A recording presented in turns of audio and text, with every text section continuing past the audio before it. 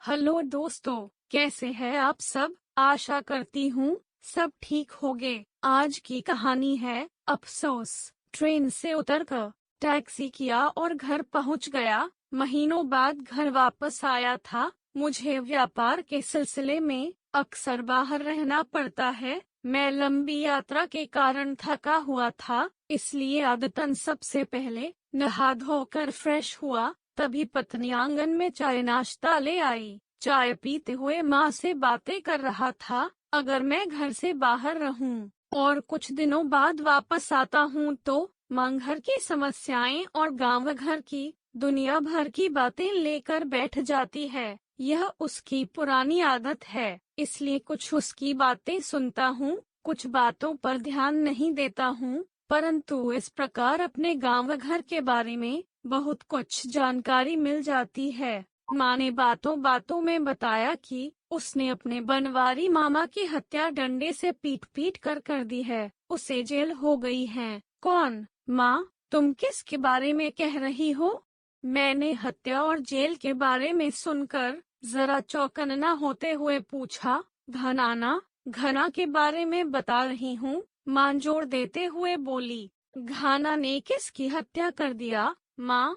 मैंने जरा आश्चर्य से पूछा था। अरे, वह अपने बनवारी मामा की बउआ, वह दृढ़ता से बोली थी। यह सुनकर मुझे विश्वास नहीं हुआ। एक पल को लगा शायद यह झूठ है, किंतु सच तो सच होता है ना। कई दिनों तक उसके बारे में मेरे मन में विचार उमड़ते घूमते रहे। मुझे आज भी याद है, हम दोनों एक साथ बचपन में खेलते थे, साथ साथ बगीचे से आम चुराते थे, खेतों से मटर की फलियां तोड़ना, एक साथ पगडंडियों पर दौड़ना। दोनों साथ साथ खेलते हुए बड़े हुए थे। आज मैं व्यापार के सिलसिले में अपने गांव से दूर रहता हूँ और कभी कभार ही आ पाता हूँ। समयाभाव के कारण मिलना जुलना हम दोनों का कम हो गया था, किंतु आज भी हम दोनों की पटती है। जब भी मैं गांव आता हूँ, हम दोनों की घंटों बातें होती हैं। उसके परिवार के लोगों की बनवारी मामा से पुरानी रंजिश थी, क्योंकि वे उसके गोतिया थे।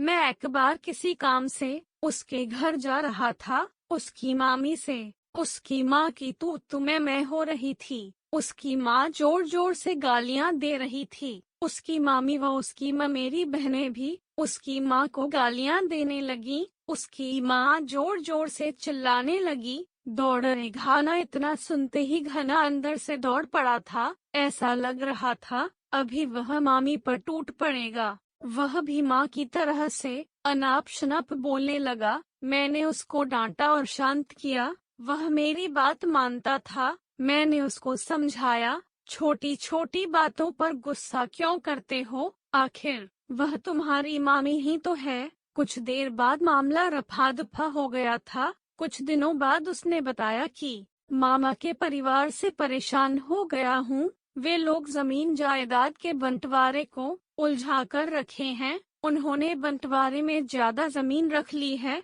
इसलिए हम दोनों परिवारों में झगड़ा और तनाव रहता है। वे दोबारा बंटवारे के लिए तैयार नहीं हो रहे हैं। यह कहते हुए वह गंभीर हो गया। मैंने उसको समझाया, क्यों नहीं तुम लोग सहूलियत से ही मांग लेते हो। वे कभी नहीं देंगे, वे बहुत अड़ियल हैं। वह निराश होते हुए बोला था। वह मेरा बचपन का दोस्त था, मैं उसको भली भांति जानता हूँ। वह कभी भी उखड़ जाता है, गुस्से पर नियंत्रण नहीं कर पाता है, परंतु वह इतना कठोर नहीं है कि हत्या जैसे अपराध में लिप्त हो जाए। गांव के लोगों से मालूम हुआ कि जब वह समय निकालकर उससे मिलने के लिए सोचा, मैं जेल के सामने खड़ा था। वह कुछ देर बाद सलाखों के पीछे आ चुका था। मुझे देखते ही उसकी आंखों में आंसू आ गए। उसके आंसू रुक नहीं रहे थे। मैं बार बार उसे चुप कराने की,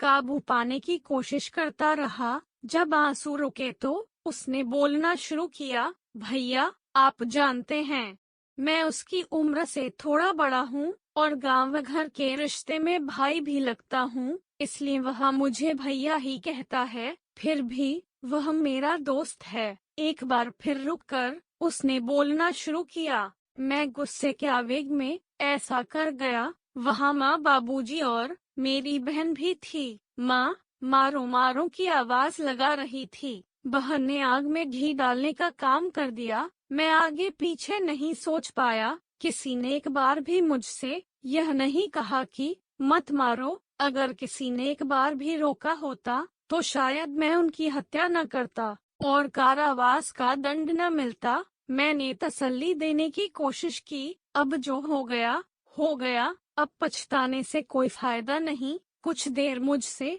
नजरें नहीं मिला पा रहा था। वह अपना चेहरा इधर उधर घुमा रहा था। वह स्वयं को अपराधी महसूस कर रहा था, ऐसा मुझे महसूस हो रहा था। वह कुछ सोचते हुए अपना हाथ मलने लगा था। वह बार बार अपनी उन हथेलियों को देख रहा था जिनसे उसने हत्या की थी। भले ही वह हत्या के लिए पश्चाताप कर रहा था, यह बात तो स्पष्ट थी कि वह गुनाहगार और अपराधी तो बन ही गया। मैं कुछ देर तक गांव व घर के बारे में इधर उधर की बातें कर उसका मन बहलाता रहा। मैंने सुना है कि तुम्हारे अपने माँ बाबूजी के कारण ही तो यह महाभारत हुआ है। अब मैं जिंदगी भर जेल में रहूंगा। इसके पीछे मेरे माँ बाबूजी ही जिम्मेदार हैं। वे जमीन के कुछ टुकड़ों के लिए जिंदगी भर जहर भरते रहे। वे लोग एक बार भी रोके होते तो शायद मैं कारावास में जीवन नहीं भोगता।